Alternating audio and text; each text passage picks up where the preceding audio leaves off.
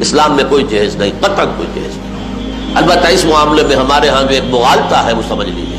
حضرت فاطمہ کا جہیز رضی اللہ تعالی عنہ، اس جہیز کا لفظ وہاں پر استعمال کر کے جنہوں نے بھی کیا ہے ظلم اٹھایا ہے امت کے اوپر۔ حضرت فاطمہ کے جہیز کی حقیقت کیا تھی یہ سمجھ لیجیے۔ جب شادی کا وقت آیا ہے تو حضور نے حضرت علی کو بلایا، پوچھا علی تمہارے پاس کچھ مہر دینے کے لیے کچھ پیسے ہیں؟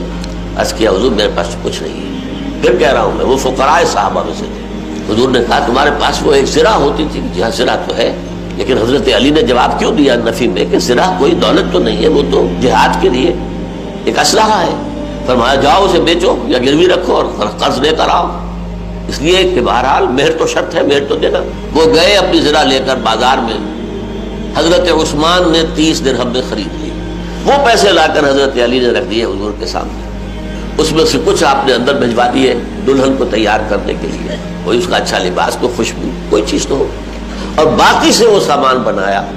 ایک گدا جس میں کھجور کی چھال بھری ہوئی، 2 تکیے ان میں بھی کھجور کی چھال بھری ہوئی، ایک مشکیزہ کنویں سے پانی تو لانا ہی ہے، ایک چکی گندم میسر ہو یا جو پیسنے تو پڑیں گے روٹی کے لیے، 1-2 اور برتن۔ یہ اس پیسے سے بنایا گئی ہوئی چیزیں تھیں۔ حضور نے اپنی جیب سے 1 پیسے کی کوئی شے نہیں دی جسے جہیز کہہ سکتے۔ حضور ہی کی دوسری صاحبزادی کا نکاح ہوا ہے مدینہ منورہ میں، ام کلثوم حضرت عثمان کے ہاں جا رہی تھی، وہاں بڑا گھر، ہر شے موجود، وہاں کسی جہیز کا ذکر نہیں ملتا۔ یہ کیسے ہو سکتا ہے کہ نبی اتنی بے انصافی کرتے کہ ایک بیٹی کو تو جہیز دیا دوسری کو نہیں دیا؟ کوئی ذکر کیوں نہیں ہے؟